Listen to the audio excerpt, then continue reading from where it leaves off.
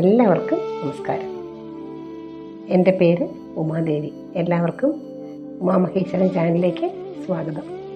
ഞാനിന്നിവിടെ ഹരിനാമ കീർത്തനത്തിലെ 34 ശ്ലോകവും അതിൻ്റെ അർത്ഥവുമായിട്ടാണ് വന്നിരിക്കുന്നത്. ഹരേ ഗുരുവായൂരപ്പ നാരായണ അഖില ഗുരു ഭഗവൻ നമസ്തേ. ജ്ഞാനം കണക്കെ ഉളവഞ്ചക്ഷരത്തിനുമി ദൂനം വരുത്തിയൊരു നക്തം ചരിക്കുബത മൂന്നോരു ദാസിയെ മനോജ്ഞാംഗിയാക്കിയതും ഒന്നല്ലേ ആള് ഹരി നാരായണായ നമ. ഇവിടെ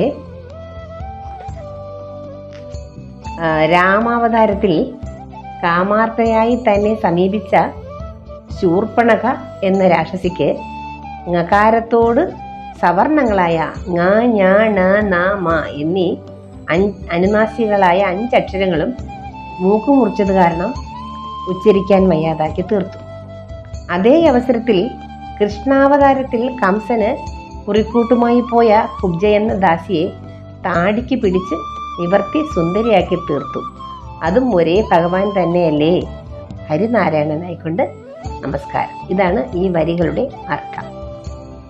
ഇവിടെ ജ്ഞാനം കണക്കയുള്ള പഞ്ചക്ഷരത്തിനും ഇതൂനം വരുത്തിയൊരു നക്തം ചരിക്കുബത, ആ 2 ലൈൻ എന്ന് പറയുന്നത് രാമായണത്തിലെ കഥയാണ്. അപ്പോൾ ആ കഥ നമുക്കൊന്ന് നോക്കാം. ശൂർപ്പണയ്ക്ക് മൂക്കൊക്കെ മുറിക്കേണ്ടി വന്നതിൻ്റെ കാര്യത്തെക്കുറിച്ച് നമുക്കൊന്ന് നോക്കാം. അത് ചെറിയൊരു കഥയാണ്.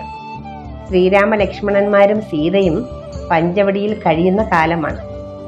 രാമനെ കണ്ട് കാമാർത്ഥയായി രാവണ സഹോദരിയായ ശൂർപ്പണഖ അവിടെ എത്തി. രാമനോട് പ്രണയ അഭ്യർത്ഥന നടത്തി.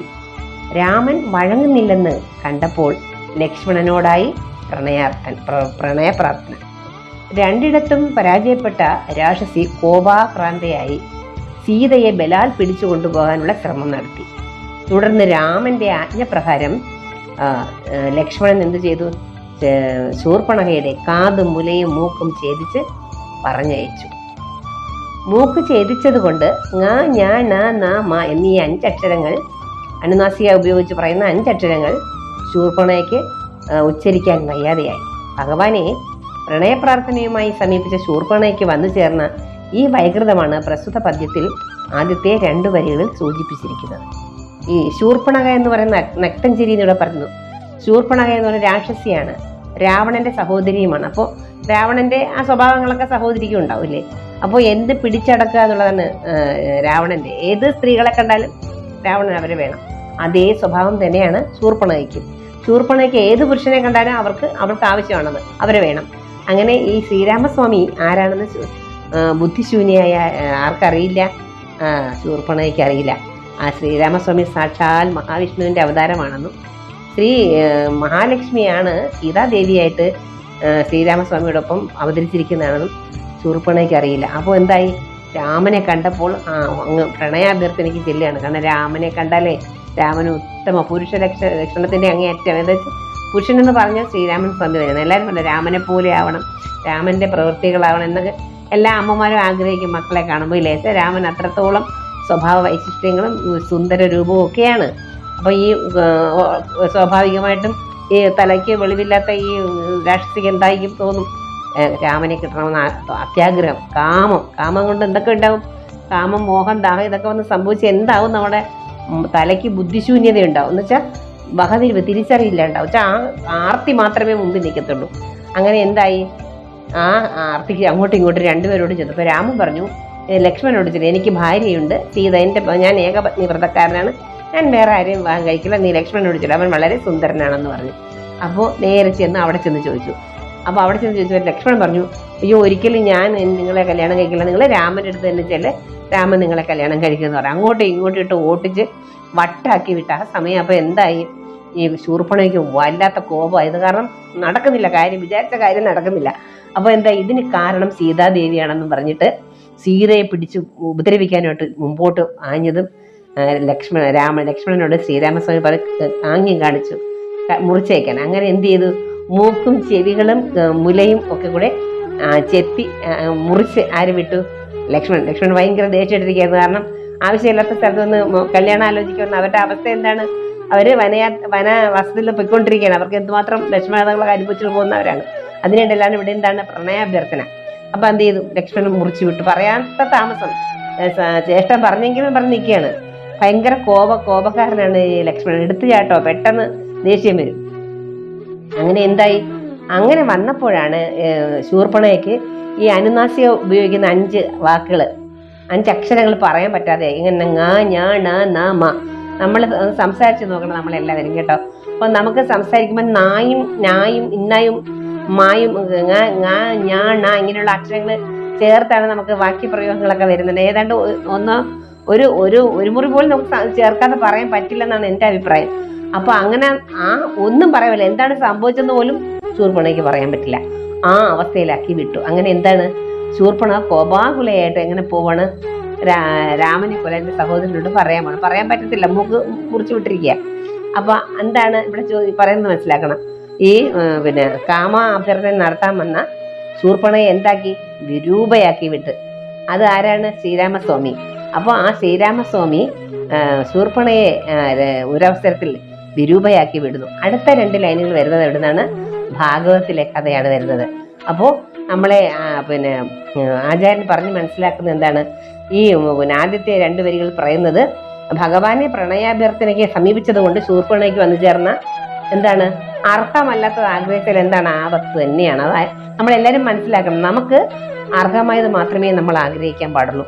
അതല്ലാതെ നമ്മൾ ആഗ്രഹിക്കുകയാണെങ്കിൽ നമുക്ക് വൻ ആപത്ത് വരും എന്നുള്ളത് ഇതിൽ നിന്ന് നമുക്ക് പഠിക്കാവുന്നതാണ്. അതാണ് ഇവിടെ ഈ 2 വരികളിലൂടെ ആചാര്യൻ നമ്മെ സൂചിപ്പിക്കുന്നത്. അത് അടുത്ത വരുന്ന 2 വരികൾ ഭാഗവതത്തിലെയാണ്. ആ കഥ ഒന്ന് കേൾക്കാം. ഇവിടെ കൂന്നൂര് ദാസിയെ മനോജ്ഞാംഗിയാക്കി, കൂന്നൂര് കൂന് വളഞ്ഞ് വികൃത രൂപത്തിൽ നിൽക്കുന്ന ആ ഒരു സ്ത്രീയെ എന്താക്കി, കൃഷ്ണ അവതാരത്തിൽ എന്താക്കി, മനോജ്ഞാംഗിയാക്കി, വളരെ സുന്ദരിയാക്കി, ആർക്ക് കണ്ടാലും മനസ്സിൽ ഇഷ്ടം തോന്നുന്ന രൂപത്തിലാക്കി മാറ്റുന്നു കൃഷ്ണ ഭഗവാൻ. അപ്പൊ അവിടെ നമുക്ക് അതിന്റെ കഥ ഇത് നോക്കാം. കംസന്റെ ആജ്ഞയനുസരിച്ച് ധനുര്യാഗത്തിൽ പങ്കെടുപ്പിക്കാനെന്ന വ്യാജേനെ കൃഷ്ണനെയും ബലരാമനെയും അക്രൂരൻ മധുരാപുരിയിൽ കൊണ്ടുവന്നു. മധുരയിലെത്തിയ അവർ 2 ആളും രാജവീതിയിൽ കൂടി കംസന്റെ കൊട്ടാരത്തിലേക്ക് യാത്ര തിരിച്ചു. വഴിമധ്യേ യുവതിയായ ഒരു സ്ത്രീ കൂനി പിടിച്ച് കയ്യിൽ കുറിക്കൂട്ടും നിറച്ച പാത്രവുമായി നടന്നു പോകുന്നത് കണ്ടു. നീ ആരാണെന്നും കുറിക്കൂട്ട് ആർക്കാണ് എന്നും അവർ കുബ്ജയോട് ചോദിച്ചു. കുബ്ജ എന്നുവെച്ചാൽ കൂനിയെ കുബ്ജ എന്ന് പറയുന്നത് ചോദിച്ചു. അതോടൊപ്പം കുറിക്കൂട്ട് തങ്ങൾക്ക് തരുമോ എന്നും അന്വേഷിച്ചു. താൻ കംസന്റെ ദാസിയാണെന്നും തൻ്റെ പേർ ത്രിവക്ര എന്നാണെന്നും അവൾ അറിയിച്ചു. തുടർന്ന് മുഴുവൻ കുറിക്കൂട്ടും രാമകൃഷ്ണന്മാർക്കായി സമ്മാനിച്ചു. പ്രസന്നനായ ഭഗവാൻ കുബ്ജയുടെ കൂന് നിവർത്താൻ ശ്രമിച്ചു. പാദങ്ങൾ കൊണ്ട് അവളുടെ പുറം കാലുകൾ അമർത്തി ഭഗവാൻ കൈകൊണ്ട് അവളെ താടിക്ക് പിടിച്ചുയർത്തി. ഭഗവാന്റെ സ്പർശമേറ്റ് കൂന് നിവർന്നു എന്ന് മാത്രമല്ല, അവൾ അതിസുന്ദരിയായി മാറുകയും ചെയ്തു. ഭാഗവതം ദശമത്തിൽ 42-ാമത്തെ അധ്യായത്തിലാണ് കുബ്ജയുടെ കഥയുള്ളത്. ഒരുവളുടെ മൂക്കും മുലയും അരിഞ്ഞ് അവളെ വിരൂപയാക്കിയ ഭഗവാൻ മറ്റൊരാളുടെ വൈരൂപ്യം മാറ്റി അതിസുന്ദരിയാക്കി തീർത്തു. ഈ വൈരുദ്ധ്യം എടുത്തുകാട്ടി ആചാര്യൻ അത്ഭുതപ്പെടുകയാണ്. കാരണം ഒരേ ഭഗവാൻ തന്നെ 2 പേരെ 2 രീതിയിലാണ് എന്ത് ചെയ്യുന്നത്, പരിപാലിച്ചിരിക്കുന്നത്. ഒരാളെ അവരുടെ സ്വഭാവത്തിനനുസരിച്ച് വിരൂപയാക്കി വിട്ടു, മറ്റൊരാളുടെ അവരുടെ നല്ല സ്വഭാവത്തെ മനസ്സിലാക്കി. കുബ്ജ നല്ലൊരു സ്ത്രീയാണ്. അവര് ശ്രീരാമ കൃഷ്ണ ബലരാമന്മാര് വളരെ ഭയങ്കര സുന്ദര കുട്ടന്മാരാണ്. ഇവര് രാജവീതിയിലൂടെ നടക്കണാകുമ്പോൾ അവിടെയുള്ള ആൾക്കാരൊക്കെ ഇങ്ങനെ നോക്കും. അത്രയ്ക്ക് വർണ്ണിക്കാൻ പറ്റാത്ത തരത്തിലുള്ള സൗന്ദര്യമാണ് ഇവർക്ക് 2 പേർക്ക്. ഇവർ 2 പേരും ഭഗവാന്റെ അവതാരങ്ങളല്ലേ. അപ്പൊ അത് കണ്ടിട്ട് കുബ്ജയ്ക്ക് ഒരു പ്രത്യേകത തോന്നി.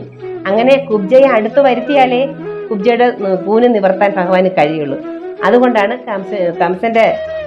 കംസന് ചാർത്താൻ വേണ്ടി കുറിക്കൂട്ടുമായി പോവുകയാണെന്ന് കുബ്ജ പറഞ്ഞപ്പോൾ ഭഗവാൻ പറഞ്ഞത് ഞങ്ങൾക്ക് തരുമോ എന്ന്. അപ്പൊ അവരുടെ കയ്യിൽ കൊടുക്കാൻ ചെല്ലുന്ന അവസരത്തിൽ മാത്രമല്ലേ ഭഗവാൻ അവരെ ശരിയാക്കാൻ പറ്റുള്ളൂ. അത്രത്തോളം ഭഗവാനോട് അടുത്താൽ മാത്രമേ നമുക്ക്, അതാണ് എൻ്റെ ഭഗവാനോട് എത്രത്തോളം നമ്മൾ അടുക്കുന്നു അത്രയും ഭക്തിയും സ്നേഹവുമാണ് നമ്മളെ ഭഗവാൻ എന്താക്കി മാറ്റുന്നത്, നമ്മുടെ ഏറ്റവും ഉയർന്ന പദവിയിലേക്ക് നമ്മളെ എത്തിക്കുന്നത്. അപ്പൊ അതുകൊണ്ട് കുബ്ജ ഈ കുറിക്കൂട്ട് അവർക്ക് 2 പേർക്കും ചാർത്താനായിട്ട് ചെന്നപ്പോ എന്തായി, കൃഷ്ണൻ പുറംകാലിനെ കൊണ്ട് അവരെ കാലിനെ ചവിട്ടിയിട്ട് നിവർത്തിച്ചിട്ട് താടിക്ക് പിടിച്ചുയർത്തി. അപ്പോൾ അവരുടെ ആ വക്രത, ആ വക്രതയും വളഞ്ഞ വിരൂപമായ ആ രൂപം അങ്ങ് മാറുകയും ചെയ്തു. അപ്പോൾ നമ്മളിന്ന് മനസ്സിലാക്കേണ്ടതാണ്, ഈശ്വരൻ ഒരാൾ, അതായത് ഭഗവാൻ ശ്രീകൃഷ്ണൻ അല്ലെങ്കിൽ ഭഗവാൻ വിചാരിച്ചാൽ ഇവിടെ തീരാത്ത ഒരു പ്രശ്നങ്ങളും ഇല്ല എന്ന് നമ്മൾ മനസ്സിലാക്കണം. ഏതു രൂപത്തിലാകുന്നതും അത് ഭഗവാന്റെ ഇതാണ്. ഏത് രൂപത്തിൽ, ആ രൂപത്തിൽ നിന്ന് മറ്റൊരു നല്ല അവസ്ഥയിലേക്ക് മാറ്റുന്നതും ഭഗവാന്റെ ലീലകളാണ്. ഇതെല്ലാം ഭഗവാന്റെ ലീലകളാണെന്ന് വേണം നമ്മൾ മനസ്സിലാക്കാൻ. നമ്മുടെ കർമ്മഗതിക്ക് അനുസരിച്ചാണ് നമ്മൾ ഇവിടെ ഈ കർമ്മവാസനയ്ക്ക് ഇവിടെ വരുന്നതെന്നും, അതുകൊണ്ട് നമ്മുടെ കർമ്മങ്ങളും പ്രവൃത്തികളും നല്ല രീതിയിൽ പോവുകയാണെന്നുണ്ടെങ്കിൽ നമുക്ക് ഈശ്വരൻ മുഖമായി പ്രവർത്തിക്കാനും ഈശ്വരന്റെ കാരുണ്യം നേടാനും അതിലൂടെ നമുക്ക് മോക്ഷമാർഗത്തിൽ എത്താനും സാധിക്കുമെന്നാണ് ഇവിടെ നമ്മുടെ ഈ വരികളിലൂടെ നമ്മെ ആചാര്യൻ പഠിപ്പിക്കുന്നത്. അവരുടെ പ്രവൃത്തി തന്നെയാണ് അവരുടെ ഫലങ്ങൾ. ഇവിടെ എല്ലാം ഈ പ്രകൃതിയിലാണ് നടക്കുന്നത്. യോഗമായായ അമ്മയാണ് പ്രകൃതി എന്ന് പറയുന്നത്. ആ അമ്മയുടെ മുമ്പിലാണ് നമ്മുടെ കർമ്മങ്ങളെല്ലാം നമ്മൾ ചെയ്യുന്നത്. ആ കർമ്മത്തിന്റെ ഫലം ആ അമ്മയാകുന്ന യോഗമായ തന്നെ നമുക്ക് ഈ പ്രകൃതിയിൽ തിരിച്ച് തരുന്നതാണ്. അപ്പം നമ്മൾ ഓരോരുത്തരും നമ്മുടെ പ്രവൃത്തികളെ ഈശ്വരൻ മുഖമായി തന്നെ കൊണ്ടുപോവുകയും കരുണയും സ്നേഹവും വാത്സല്യവും ഒക്കെ അങ്ങോട്ടും ഇങ്ങോട്ടും തോന്നുകയും ഈ വൈരാഗ്യങ്ങളൊക്കെ വെടിഞ്ഞ് നമ്മൾ നല്ല പ്രവൃത്തികൾക്കായി നമ്മുടെ ശരീരവും മനസ്സും അതിനു വേണ്ടി ഉപയോഗിക്കുന്നതിന് നമ്മളെല്ലാവരും തയ്യാറാണ്. ഈശ്വരൻ നമുക്ക് എല്ലാവർക്കും ഒരുപോലെ നമ്മെ അനുഗ്രഹിക്കട്ടെ എന്ന് പ്രാർത്ഥിച്ചുകൊണ്ട് ഇന്നത്തെ സത്സംഗം നിർത്തുന്നു. നന്ദി, നമസ്കാരം. അടുത്ത ശ്ലോകവുമായി ഞാൻ അടുത്ത ആഴ്ച വരുന്നതാണ്. നാരായണായ നമ, നാരായണായ നമ, നാരായണായ നമ, നാരായണ നാരായണ സകല സന്താപനാശന ജഗന്നാഥ വിഷ്ണു ഹരി നാരായണായ നമഃ. ജ്ഞാനം കണക്കയുള്ള അഞ്ചക്ഷരത്തിനുമിതൂനു വരുത്തിയൊരു നട്ടം ചരിക്കൂപത പൂന്നോരു ദാസിയെ മനോജ്ഞാങ്ങിയാക്കിയതും ഒന്നല്ലയാള് ഹരി നാരായണായ നമഃ. നാരായണായ നമഃ, നാരായണായ നമഃ, നാരായണായ നമഃ, നാരായണ നാരായണ സകല സന്താപനാശന ജഗന്നാഥ വിഷ്ണു ഹരി നാരായണായ നമഃ.